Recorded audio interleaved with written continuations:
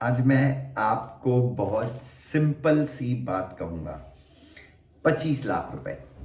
Sir ये क्या बोल रहे हो? 25 लाख रुपए सर, क्या आपको हमसे 25 लाख रुपए चाहिए? नहीं बच्चों, 25 लाख रुपए प्रति वर्ष का पैकेज हमारा होना चाहिए। राइट, हम सब ऐसा सोचते हैं क्योंकि मुझे भी लगता है कि अगर आप क्वालिटी ऑफ लाइफ जीना चाहते हैं आपके टाइम पे, तो 25 लाख रुपीज़ का पैकेज काफ़ी ज़्यादा मैटर करेगा आपके लिए। ठीक है, एक फुलफिलिंग लाइफ होने के लिए, जहाँ पे जो चीज़ें मैं कहता हूँ कि पेरेंट्स के लिए आप घर कर सकते हैं, अपने लिए एक अच्छी एसयूवी कार कर सकते हैं, अपने अपने लिए, अपने स्पाउस के लिए एक अच्छा फ़ोन, बच्चों के लिए अच्छी बेहतर ज़िंदगी।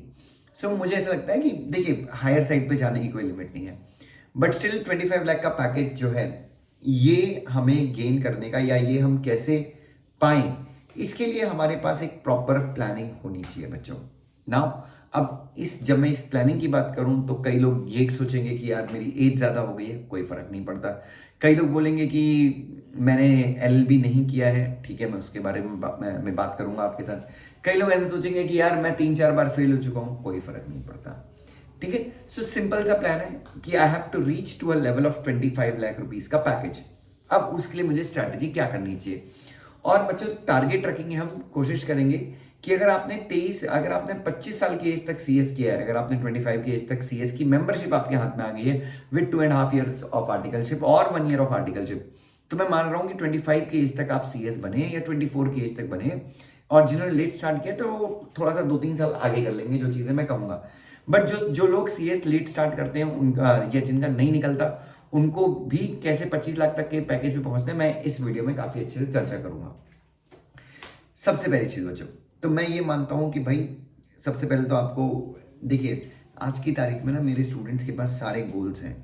कि गोल्स मतलब, ये वाली वेब सीरीज अगर खत्म हो गई तो हम अगली वेब सीरीज कौन सी देखेंगे, व्हाट्सएप पे कल स्टेटस क्या डालना है, कहाँ कौन से गार्डन के सामने जाके अच्छा फोटो निकलेगा, लता दीदी की डेथ हो गई है तो उनके लिए स्टेटस कैसे डालना है। ठीक है, एंड दैट्स ग्रेट थिंग। ठीक है, वो आप लोग की प्रायोरिटीज़ हैं, बिल्कुल अच्छा है, मुझे इससे कोई प्रॉब्लम नहीं है। बट मैं यही चाहता हूँ कि जितनी प्रायोरिटीज़ हम इन सारी चीज़ों को देते हैं, क्या कभी तफसील से बैठकर हमने ये सोचा है कि 25 लाख तक के पैकेज तक हम कैसे पहुंच सकते हैं, उसके लिए हमें क्या एक्स्ट्रा एफर्ट्स लेने पड़ेंगे? तो सबसे पहली चीज़ बच्चों, मैं 3-4 चीज़ें आपको कहने की कोशिश करूंगा।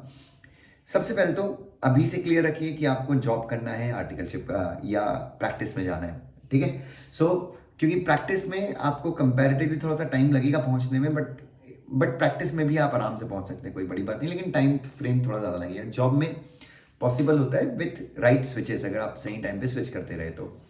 अब ध्यान देखिए बच्चों, सबसे पहले तो आपको खटाखट खटाखट खटाखट सीएस प्रोफेशनल क्लियर करना है।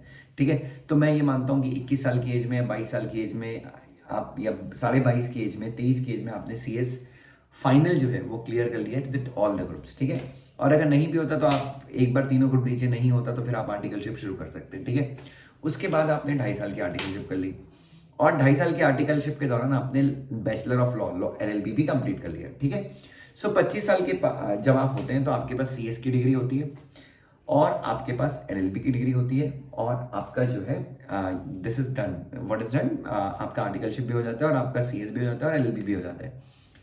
अब बच्चों, सबसे पहले आपकी जॉब लगेगी। इनिशियल पैकेज आपका होगा 5.5 लाख से लेके 7.5 लाख, या 4.5 लाख से लेके 7.5 लाख के बीच में। ठीक है, this would be the first package, your CS plus LLB. ठीक है, नाउ अब आपको क्या करना है? जिस जॉब में आप हैं वहां पे आपको शिद्दत से काम करना है। सुबह जल्दी जाके लेट तक काम नहीं करना है, बट सुबह जल्दी जाइए, लेट और अपने टाइम पे बाहर निकल जाइए। Apart from that, side by side आप क्या कर सकते हैं? आप जो ग्लोबल एमबीएस होते हैं, आप उनके टारगेट कर सकते हैं। टारगेट करना मतलब, मैं प्रिपरेशन की बात नहीं कर रहा हूँ, आप टारगेट कर सकते हैं। अपना कंपनी लॉ के ऊपर मास्टरी साइड बाई साइड चालू है, बेरेक कोर्स पढ़ना चालू है। प्रैक्टिकली जब आप काम करते हैं तो बड़े बड़े अच्छे अच्छे लोगों से मिलिए, अपने संबंध स्थापित कीजिए अलग अलग कंपनीज में। ठीक है, 2 साल आपने किसी कंपनी में काम कर लिया, और मेक श्योर कि 2 साल में आप काफ़ी सारे ट्रांजेक्शन करें, आप आईपीओ हैंडल कर लें। आप प्राइवेट लिमिटेड कंपनी में काम करें, कोई प्रॉब्लम नहीं है, वहाँ पे भी काम होते हैं, जो भी ट्रांजेक्शन होते हैं आप वहाँ पे अच्छे से कंप्लीट कीजिए। ठीक है, 2 साल के बाद जो पहला स्विच आपको मिलना चाहिए बच्चों, मेरे हिसाब से आपको 40-50% के आसपास का मिलना चाहिए। मतलब 2 साल के बाद लगभग 8.5 से लेकर 10 लाख के पैकेज पे आपको पहुंचना चाहिए। मैं बात करूं 2 ईयर की बात की। और मेरा यकीन मानिए, जैसे ही आपको यहाँ पे हो जाता है बच्चों, जैसे ही आपको फर्स्ट स्विच मिलता है 8:30-10 के आसपास आप पहुँचते हैं बच्चों। अच्छा एक और चीज़ बच्चों, मैंने एक चीज़ कही थी LLB, अगर आपको याद हो मैंने कहा था कि LLB आपकी कंप्लीट हो गई है। सो LLB के बाद मतलब जब आपका जॉब चल रहा था, पहला जॉब चल रहा था, तो आप MBA तो डेफिनेटली आपको प्लान में रखना, बट आप साथ में LLM भी करते रहिए। क्या करते रहिए? LLM, क्योंकि बच्चों ये सारी चीज़ें आप मैनेज कर सकते हैं, मतलब उतनी प्रॉब्लम नहीं आएगी। तो आपको LLM हो जाएगा फर्स्ट स्विच के बाद, मतलब फर्स्ट स्विच में आपका आर्टिकलशिप तक LLB CSI LLM हो जाएगा। और इधर आपका जब आप सेकेंड स्विच मारेंगे, अब बच्चों सेकंड स्विच में आपको CS तो करना ही है, आपको लॉ के ऊपर बहुत ज़बरदस्त नॉलेज लाना है। LLM भी आप कॉर्पोरेट लॉ में कीजिएगा, ठीक है। उसके बाद बच्चों, उसके बाद सबसे बेस्ट चीज़ जो होगी, सबसे बेस्ट चीज़ होगी, आप MBA के लिए प्रिपेयर करना शुरू कर दीजिए। MBA, global MBA।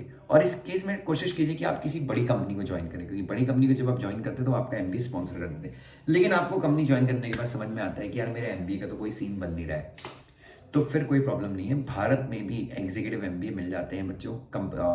उसका फीस ज़्यादा होता है, 15-20 लाख रुपए का फीस होता है। 1 साल का MBA होता है, और आपका जो पुराना वर्क एक्स है उसके आधार पे आपको 1 साल में MBA मिल जाता है। अब सर MBA करके क्या हम अपना प्रोफाइल चेंज करेंगे? नहीं भाई, आप काम CS का ही करोगे, you will be working as a CS only. But MBA करने का फायदा क्या है? कल की तारीख में आपका एक प्रोफाइल हो जाएगा कि भाई बंदा CS भी है and he is good in management also, ठीक है। और बिलीव कीजिए जो अगला स्विच होगा आपके पास, जब ये सारी चीज़ें हो जाएंगी, तो जो आपकी सेकंड स्विच होगी उसमें भी आपको 3 साल रहनी है, और मैं मान रहा हूँ कि आप 31 साल के हो जाएंगे।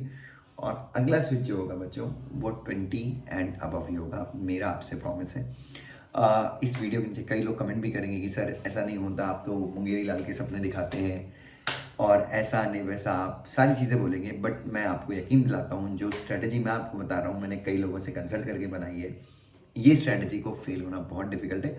बट अगेन प्रॉब्लम बस एक ही चीज़ की है कि आपको यहाँ पे जब आप कोई भी टाइम करें, आपको साथ में एक एजुकेशन का हाथ पकड़ के रखना है। मतलब आपको रुकना नहीं है in terms of getting degrees.